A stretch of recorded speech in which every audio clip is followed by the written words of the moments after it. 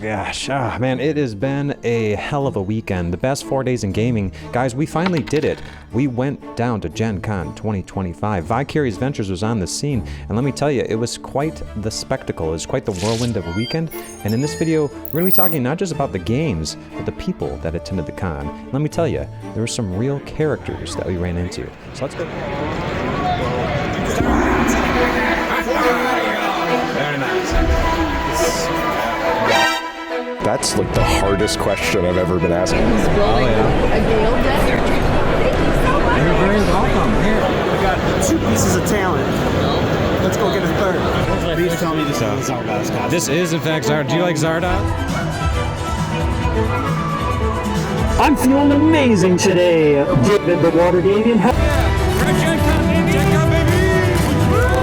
Yeah, dice. Special dice. Oh, those are special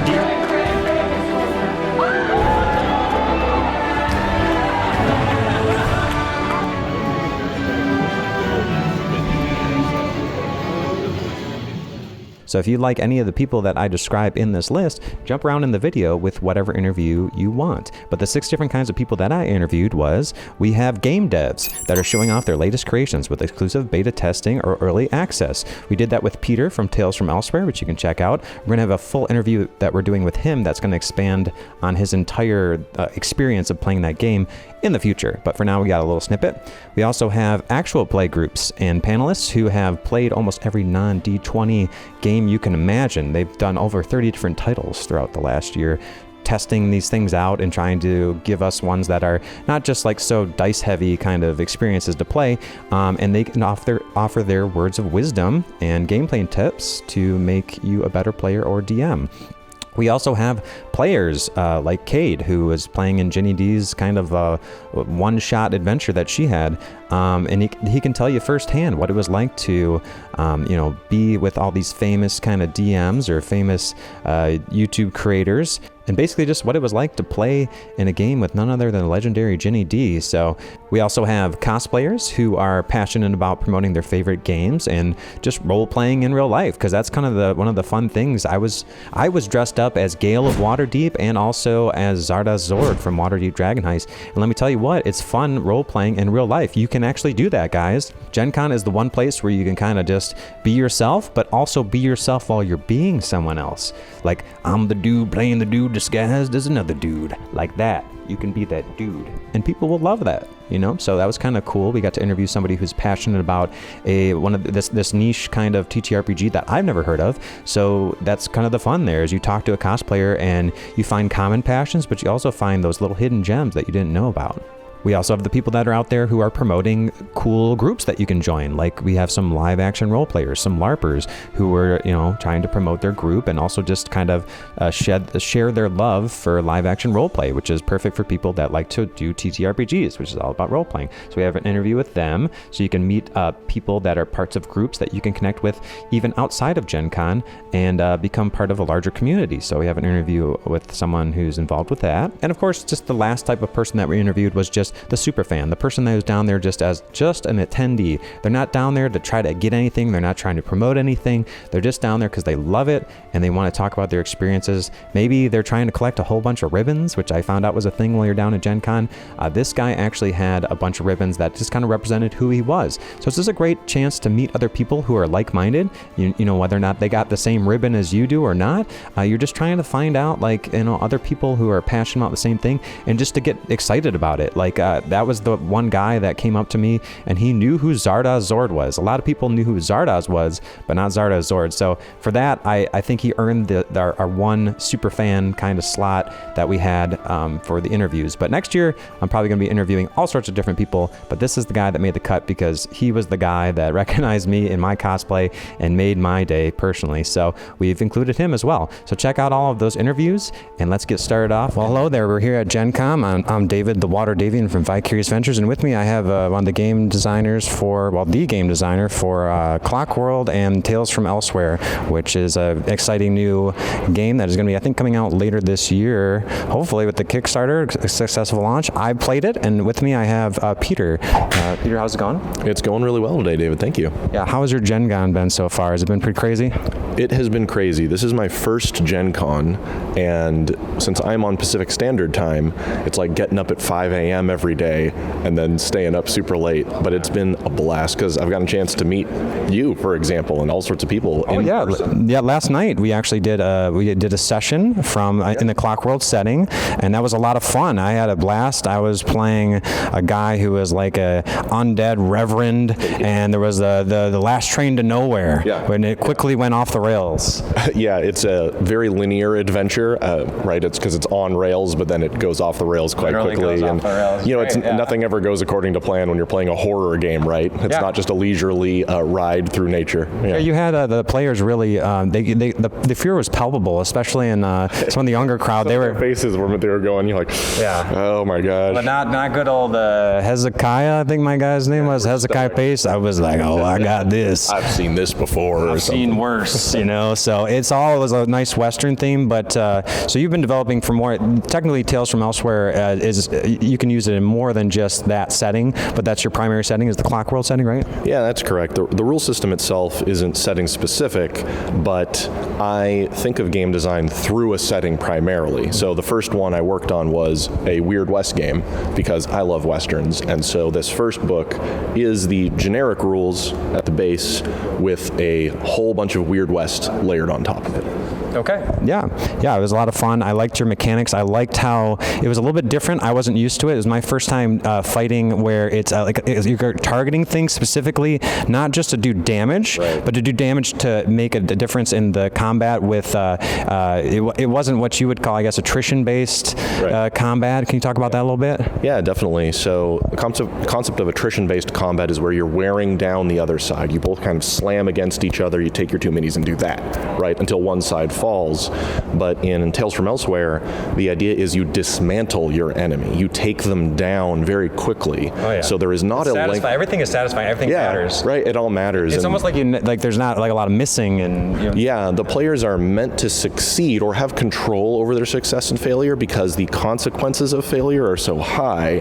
They're incentivized to play smart and shoot the bandit's gun hand rather than just try to deal damage. You want to thwart their ability to harm you. And some of the monsters you fought had very dangerous... The Blood Oilers? Yeah, the Blood Oilers. They had all these mechanical limbs that would dismember you or capture you in all these ways. And so the players, like with Hezekiah, you throw your holy water at it or try to take the shotgun and try to blow a limb off. And so, the players think about the biology of their enemies a little bit more and then how they can take them down quickly or neuter their ability to hurt them, right? So it's a little bit more tactical in that. And you did talk a little bit about how graphic design is kind of your BBEG. You're saying that you come more for the software development side and you're more of the mechanics guy and everything. But can you talk a little bit about the process that went into those character sheets that we played with, because they were really cool that we used yesterday? Graphic design is not my passion is the joke, right? I thought they went very well. I thought they were very intuitive. Yeah, it was actually a community member in my Discord server named Wizard Lizard who is just really experienced in unconventional character sheets, and was just chatting with him one day, and he mocked up, real rough, what a gatefold style, which I hadn't even heard of. I've heard of trifolds and such pamphlets, and he said, this is this type of sheet I've seen at a convention. And I thought, that's awesome. And so I learned from him, and then in my own arduous way, as it always is within design, I have to sit there for hours and hours trying to make it look nice. And during combat, you can just look at the front of it and get everything, but if you need to get the underlying rules are underlying, literally. Opening the gatefold reveals the rules guidelines, your quick rules or quick reference. And I think it worked really well for convention play, and I want to experiment more with gatefolds for long-term play where the inside maybe is where you take notes or something like that, right? Yeah. They're cool too. For those players that take notes, there's two types of people, really. Exactly. And there's the people that, I guess, a third type that thinks they take notes and looks at it and there's nothing because they're absorbed into the game. It's just chicken scratch. It's not a bad idea, though, if they're so absorbed into the game that they're not taking much notes. So last final question, just a fun one for you. And I kind of had an epiphany when I was listening that I was like, this, there's, I guess, a lot of my childhood things that I really enjoy are spaghetti westerns that are in space. So my question for you would be, if you got to pick between these different universes, you got Outlaw Star, Cowboy Bebop, Firefly, and Dune. You get to be one character in any of those space western settings. Who are you picking and why? That's like the hardest question I've ever been asked, because I love all those properties. Someone you just resonate with that's like, oh, I can see maybe a TTRPG setting. You're like, I have a build for this. I know what I'm going to be. Right. I mean, because it was so formative for my teenage years, I want to say Spike Spiegel from Cowboy Bebop. It was like there's nobody cooler than that in my mind, because that was airing here in the United States like right at a perfect time for me. And so I'd have to go with Spike, as he's got all of the swagger and charisma. The bravado and the guile, maybe? Yeah, he would have a high bravado. I think he would be bravado, and then maybe Faye would be more of the guile. Yeah, and let's see, Spike would have good brawling. He's good with hand-to-hand and improvised weapons, and I mean, characters like Spike as the anime protagonist is like really good at a lot of things, because he's also a great shot with his revolver. So he's like good at more than what you would probably be able to do in my game, because anime protagonist. But I do want to work on. Probably make an excellent DMPC though. Yeah. It's like all the stats are just max. That would be so cool. And with the different settings I'm going to be making, they're all cross-compatible. So when I do make a science fiction setting, you could take that and the Western setting and just slap them together and very easily. That's what I'm thinking. I could definitely picture that same thing. Okay. All right. Well, great. That's fantastic. There's a lot more on Peter's channel if you guys want to check it out. It's Tales from Elsewhere. He has a Discord community server you can check out, and we'll be having other interviews with other graphic designers. So stay tuned for that, and we'll see you guys at the end of this montage. Thanks so much, Peter. Thank you. Yep. Hi, my name is VixieBelle, and I'm the producer over at the Pocket Dragon Pub. I am here to run a few APs, and we did quite a few panels this year at GenCon, as well as a few other events for other publishing companies. So that's me. Hey, I'm Jason. My handle on the internet is all the ampersands. I have my own Twitch channel where I'm mostly playing horror comedy games with my friends, but I also do actual plays on Vixie's channel, the Pocket Dragon Pub. I've also been on Logomancy Media, and I've been playing role-playing games for over 40 years, which is scary to think about. Thanks. So I'm going to put in the description from your panel. I think you got that document. We're going to link it. There's a whole bunch of really cool things that you guys check out. So many really good games. What's one game or just event that you guys are really excited about coming here for, or maybe something you got to try out for the first time that you're really looking forward to? The event I was the most looking forward to was running the Magnus Archives with Monty Cook Games. That was such a fun game to run, especially because myself and a lot of the members of the table I was sitting at were big fans of the podcast and are invested in Magnus Protocol, which is the sequel to it. So that was just a blast to run, and to see the choices my players made at the end was phenomenal. That was the thing that I had the most fun with. Awesome. I think I was one of the players in the Magnus Archives AP that we did. We also did a Candela Obscura AP. I actually do just really like the horror genre, because it's fun, and it's also like those moments of tenseness, like contrasting with the moments of levity. I really just enjoy having those experiences with my friends. The tension and then the comedy. Yes, exactly. What else was I looking forward to? I don't think I've gotten a lot. No, I did get to play a couple games on Friday. I got to play The Wild Sea, which I haven't played in a year, which is a really great fantasy game in a sunny kind of solar punk post-apocalyptic world where you're sailing on the tree tops of the forest that has kind of taken over the world. Also, I played a game of Torg Eternity, which is kind of a very crunchy game of multi-genre, like different realities invading Earth and taking over parts of Earth. So different worlds are not implanting, but putting their world laws and rules onto different parts of Earth. So like magic works in some places and tech doesn't, and there's a cyberpunk dystopia, but it's also got a religious flavor because they have a cyberpope. Playing with those kind of I love those kind of mixing and matching of ideas that you don't necessarily get in a game that does with just one genre. Okay. So what's something that you guys have seen that something that's special to you at GenCon, or maybe something that's a slept-on thing that more people should check out, or people when they come to GenCon they don't think of this, and maybe they should know about it. What's something that people should know about? I think that it's really easy to get overwhelmed with the decision paralysis that is GenCon. There is a lot to do and a lot to see. So I think having an idea, kind of taking a look at what's being offered and deciding what you want to do, do? Do you want to see an AP? Do you want to play more games? And structuring your schedule around that will create a less stress for you when you get here. Because I know when I first came, I was overwhelmed. I didn't even know where to start. So for sure, like finding a place to start and just really leaning into that is probably one of the better ways to do this convention. Sure. I think for me, my experience was I had been to GenCon 20 years ago when I was in high school, going up with my friends when I was in Milwaukee and I lived in Chicago, and it was really easy to just do it for one day. Came back last year for the first time, and I was overwhelmed by the fact that it was across 10 hotels, and you need to give yourself 20 minutes to walk somewhere. Absolutely. That is really wild. Overschedule either. Don't overschedule. Definitely give yourself some flexible time. Definitely give yourself time to go to the dealer room, because that's going to take several hours to see everything. Hi, I'm in this post and I don't like it. Yeah, I overscheduled myself. If you want to see everything, I mean, if there's definitely check the map and find out where your favorite game publishers are or artists or where they're going to be.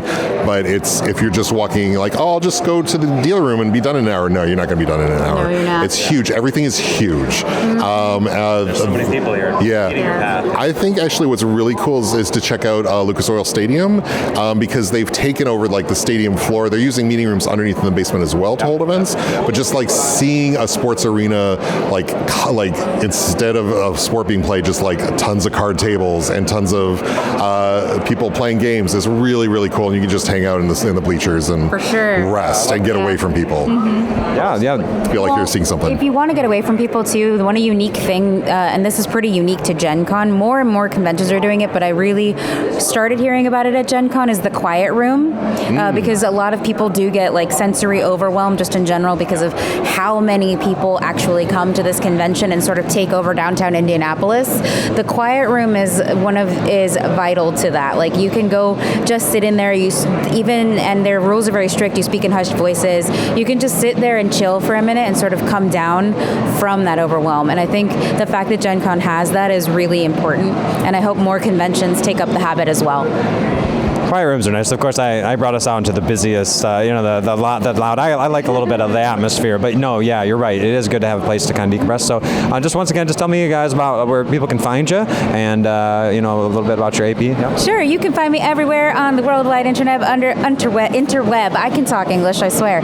Anyway, over at Pocket Dragon Pub or at the Pocket Dragon Pub, and you can find me over at VixieBelle or at VixieBelle Cosplay.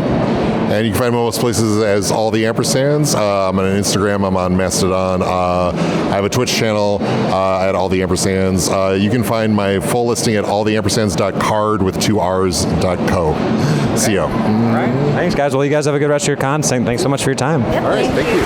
All right, so we're out here in front of GenCon 2025. We just finished playing some games. Mako Tsunami I have with me. Mako, how you feeling today? I'm feeling amazing today, David the Water Davian. How are you? That's right, I am David the Water Davian, and I was just curious about that last game you played in there. It was not D&D 5e, right? It was some other homebrew, like Dante's something? Nope, it is D&D 5e, but it has elements of a different system within it. It was called Inferno Throughout a Star, and it was based on an RPG based on Dante's Inferno. It was really good. I do love Dante's Inferno. What did you like about it? What was so different about that? Like, is there any kind of like mechanics that you really liked, or was it just the set piece they had? Or talk about that. The set piece was amazing. It takes place in hell, and you are the lost ones as players, and you're trying to get your way out of hell and like break the system between Lucifer and God. And it's also really exciting with the embracing sin abilities and the hope points. So embracing sin allows you to do extra abilities that you normally don't get in 5e, like restraining targets, doing more damage and extra attacks. That's great. Did you wear the mask while you were playing? No. Okay. What mask, right? This is me. What are you That's just you. Yeah, you're right. You're the legendary fisherman. Did they have a policy against that? All right. Well, what's next for you, Mako, here at GenCon? I'm going to the Cosplay Cabaret, and that's going to be a good time.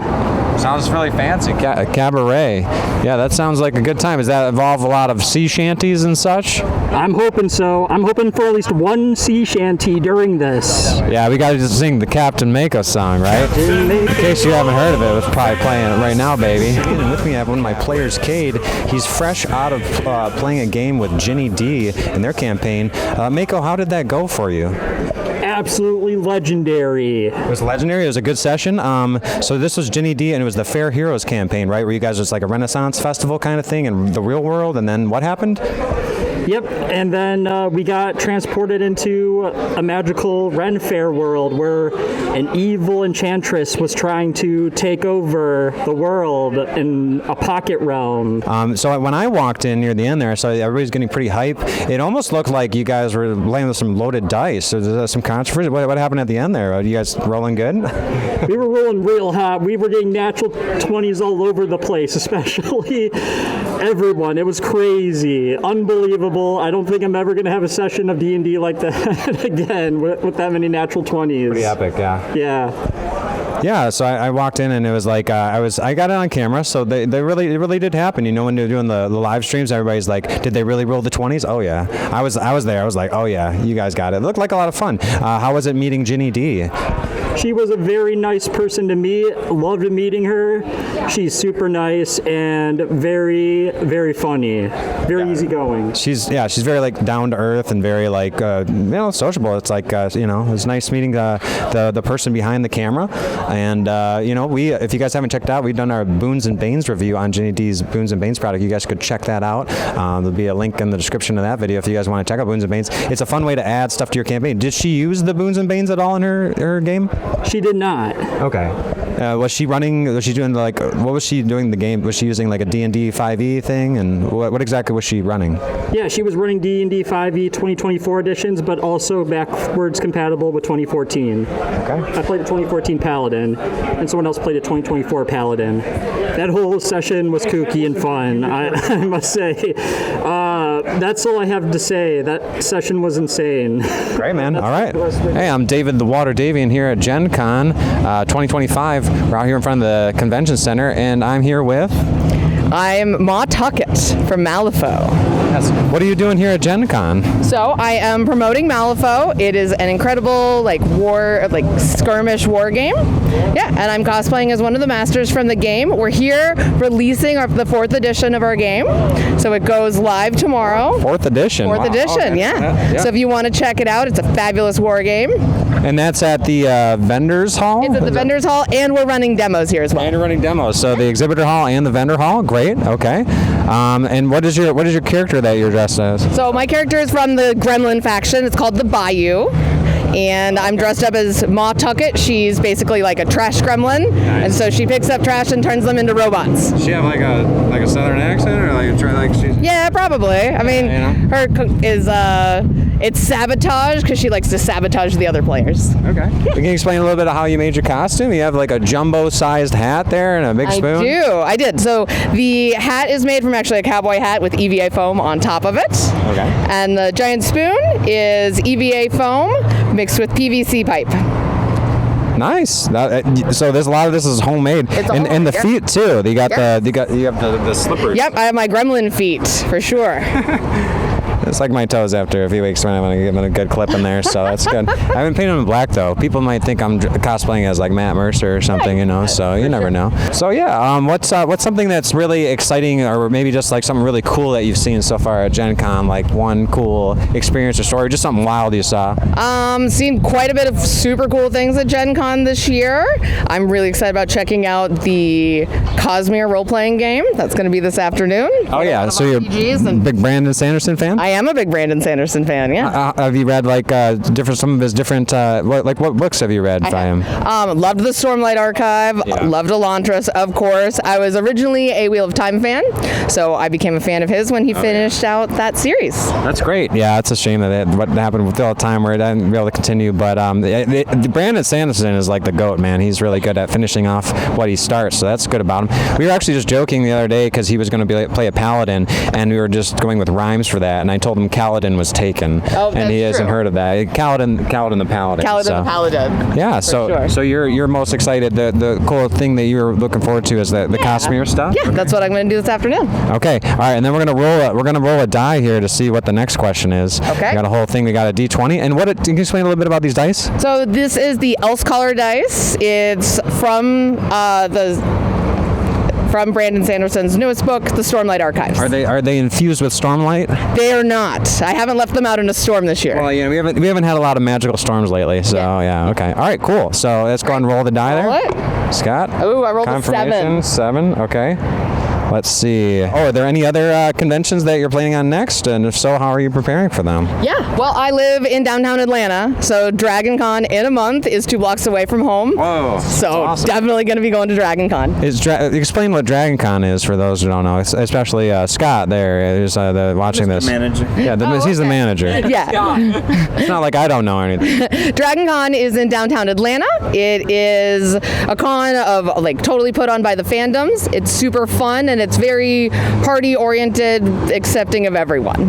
That's great. We're all about accepting everybody. Everybody's welcome to sit at the table. Really about party orientation. Yes. Everybody's welcome at the table as long as the manager approves. As the manager. Okay. Well, great. Well, thanks so much for interviewing us, and well, have a good rest of your Gen Con. Thank you so much. Yep. Thanks. What's your guys' names and why are you here? Ed Allen, and we run LARPs under the company BYOV.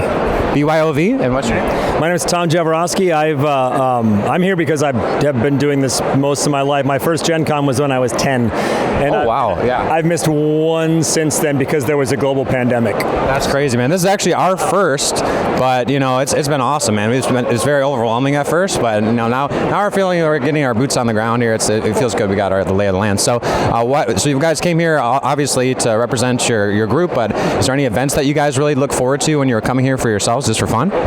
Well, the events we mostly look forward to are the LARPs that we run.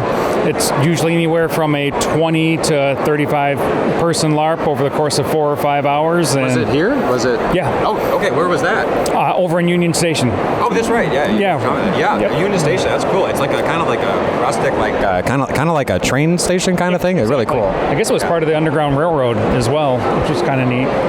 And the above ground railroad too. Yeah. All the railroads. There's still trains that run through the hotel. They've got old train cars that you can sleep in as rooms, but the Union Station is the old station. That's really almost all LARPs over there, and so it's only a block away, but it's away from all the noise, so you can really get a good role playing experience with a little bit of not peace and quiet, but fewer people. Yeah, that's nice. I love checking that area out. So yeah, what's something that you guys have seen so far that's maybe just what's something really wild and kooky, or just something kind of memorable that kind of sticks out at you that you saw? It could be anything. Some kind of wild shenanigans you saw, or maybe something that somebody doesn't know about, like a slept-on thing, like, oh, you should check out whatever. So, slept-on things, I think, are the idea that a lot of people think that they need to come to Gen Con with their weekend entirely planned out. They think they need to show up and have something for every hour, and they think that when the events go live in May that they have to buy up everything, and if they miss things, they freak out because, oh my God, my Gen Con's ruined. And if you just show up, people don't come to events, or events can accept extra people with generic tickets, and so that what's slept on is that you can find a game in the book that's sold out and show up and say, hey, do you have room for me? And maybe 2 people got sick that day and they have room, or maybe they can take 2 extra people, so the idea that you can plan your con on the fly and still have an amazing con even if you didn't get into those events that you needed to get into. I think that's what gets slept on. I do think that was one thing. So first time doing it for us, that was the whole wish list, and you're like, oh no, what if I don't get what I want? But there's tons of stuff to do. Did you guys put together a wish list when you did that, or did you have any trouble getting the events that you needed? Or I didn't. We run a number of games with our group, and we tend to be there to support like if he writes a game with somebody else and I didn't write it, I'm there to support, play characters if needed to, or lend support as an extra GM for the games. So I didn't even put a wish list together because a lot of my time is taken up running the events that we run.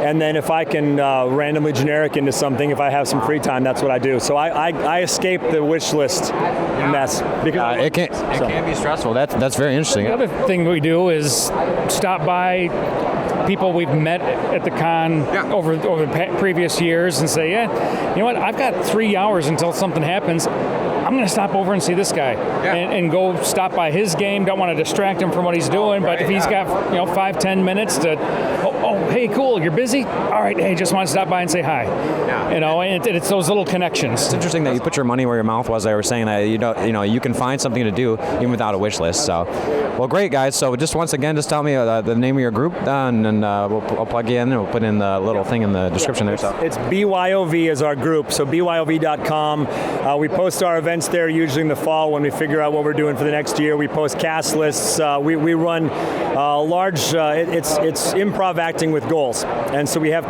pre-cast lists that people can sign up for characters, or they can just show up and ask us to give them whatever character on at the game. That's takes us a lot of effort to put them in, but our players always blow our minds with how crazy they go with what we give them. You never know what a player's going to do. That's exciting. We set the ground rules. Here's the setting. Here's where you are up to this point, and then the players just run wild. And every year there's a dozen things during 1 hour that somebody says that we never thought that they were going to do, and then the game goes in a crazy direction. So, the chaos. Embrace the chaos. Oh, thanks so much, guys. Thank you. All right, doing good, Scott. Thanks a lot for the interview, guys. That was great. That was perfect. I'm so glad you were wearing that shirt. I'm here at GenCon 2025, just asking people about their experiences, and I have with me Ryan. Ryan, is this your first GenCon? You've been going here for a while? Yeah, this is my first time. Really? Yep. Oh, yeah, ours too. That's great. Nice. What has there been any kind of shock factor for you, and just like the size and magnitude of everything here? Absolutely massive. My knees feel like 2 water balloons. Ready to burst at any moment. I was looking for a place to sit down myself. Apparently, I'm not used to wearing thigh-high boots, so believe it or not. So, it's been an interesting experience for me, too. Definitely getting some good cardio in. Was there a particular event that really drew you here that you wanted to come to attend, or something you wanted to see? Nothing in particular. I just like the con atmosphere, like seeing people in relatively crazy costumes, and I play Magic, and I like board games and all that stuff. So yeah, they had in the stadium. They had a bunch of Magic stuff going on and different TCGs. Yeah, insane. The whole field, all 130 yards of it or whatever, just absolutely crazy. Tables everywhere. People playing cards everywhere. Were they drafting? Yeah, draft, pre-cons, Commander. Every format. Did you have anywhere you came with here to play the Commander or something like that, or anybody you came with a group? Or yeah, I came with my dad and his best friend. We have a little Dungeons and Dragons group, so just kind of like a group trip. We just decided to do it. That's really cool. Yeah, this is a big year. They kept saying it's like can't get any bigger, but I think it's just going to keep on growing and growing. So, is there anything that has happened so far? Maybe a game you've been in, or some kind of wild, crazy costume, or something just really out of left field that happened that you've seen so far? Yeah, Friday night they had dubbed that hentai. Oh, I saw that. Yeah. I didn't see that, but my friends did, yeah. That was it got pretty out of pocket pretty quick. I'll keep it PG for the YouTube channel, but they screen certain types of film, and the audience members come up and dub it over. Oh, they dub it over? Yes. Did you participate in that? I tried. There's a couple of pick me people. It's my birthday, but Well, it is actually my birthday tomorrow. That's kind of where we're down here on this trip. But I wanted to bring me and all my players down here and just do meet people from the community and try to grow our channel and stuff like that. So yeah, man. Are there anything else you want to say, or anything cool that's happened? Any other moments you want to share? Yeah, roll that soda. Go get that soda out front. It's amazing. Oh, okay. Roll that soda? Yeah. So you roll dice? Yeah, you roll dice. You get a little discount if you hit a crit. And it's just every soda on the list is chef's kiss. Chef's kiss. Yeah. You can't miss. Perception check, expertise. Yeah. Every single soda. Yeah. I remember, sometimes people homebrew that. They'll precipitate a soda, and they'll think they're a genius. They're like, I'm bringing soda into the D&D world. I've done it. You crack the code. So. I won't tolerate prestidigitation slander, but you are correct. You are correct. They think they're so clever. Yeah, no, that's a great. I always, if there's ever a chance to get prestidigitation, always go for it. So yes, absolutely. So you guys prestidigitate that subscribe and like button. You know what I'm saying? Yeah. Like, subscribe, hit that bell. All that good stuff. Comment for more. And for more Gen Con content. So we'll be doing this all weekend. So thanks so much for checking out this video. We're going to be posting more Gen Con stuff in the future and on our Patreon, where you can find some exclusive interviews, specifically the story of Mako Tsunami, our player Cade, as he made his way through Gen Con and his extended interviews and thoughts on what it was like to play in an exclusive one-shot. Check that out. We're going to also do another video that's going to cover like the lessons that I learned from attending as a first-time attendee, and maybe some of my feedback and critiques for next year to help people that are planning ahead for Gen Con 2026. So as players, it was really fun to check out all these new experiences, but also as playtesters, it was also interesting. So it's not really in this video in particular, but we did have an experience playing with the guys from Cyberpunk, who they have the Cyberpunk TTRPG, which we knew of and have not played, but they had a TTRPG inspired game that kind of was like a hybrid between playing a TTRPG and doing the role playing and having scenes that you set up and obstacles to overcome, but also infused with a card game where like everyone at the table can create hands together, that where the suits, instead of being like clubs and spades and stuff like that, is based off of your class. So you might have a charismatic class, or you might have like a brawler class, and you can play that and build a hand together.